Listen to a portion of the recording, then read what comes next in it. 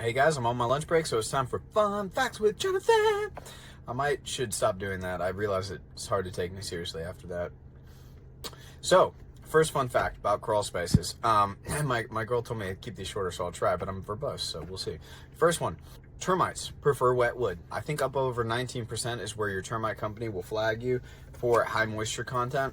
And also, two-part fact, we as crawl space companies are legally required to leave 3 inches of wall curtain or masonry exposed so that the dude in the crawl space can actually, see the trails coming from the ground up to the wood. However, honestly, most of your moisture transmission isn't actually through your masonry unless it's like a deeply negative crawl space. Even then, it's also the bottom of the masonry. So we like to try to leave a foot because, frankly, it's probably a really underpaid dude crawling around in the dark, and we'd like to give him every chance to see those termite trails.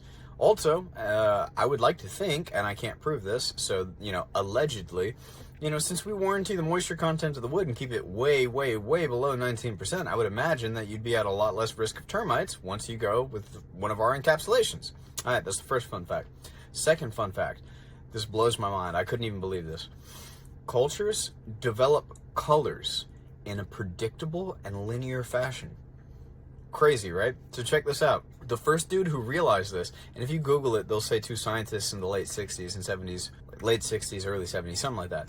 But it's not true. The first dude to ever realize this was a guy named William Gladstone, and he was the Prime Minister of Great Britain. I'm hoping not at the time, because he should have probably been doing his freaking job instead of reading the Odyssey for like the 300th time. But this dude was reading the Odyssey for the 300th time or some crazy stuff like that, and he wrote this like 7,000 page analysis of it. And at some point he realized, he was like, wait a sec, why do they keep calling the water dark or the sky light or the sky dark instead of blue?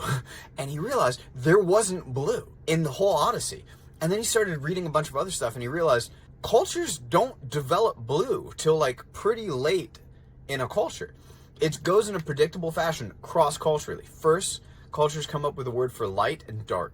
Then they always go for red. Red is the third color that cultures will come up with a word for and be able to discern and see as a result. And then only after the fact, I think it goes yellow and green next, or green and yellow, don't correct me on that, I don't know. But like blue is like the 5th color people come up with, and it's usually one of the last. Isn't that insane?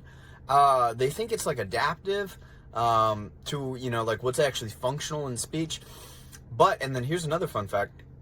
We can actually culturally see different shades based on the amount of words we have for them. So visual artists are like a huge exception to this because they have 1,000 words for blue or whatever. But like most Americans can discern something like 3 shades of blue, something like that, or with not a high degree of accuracy.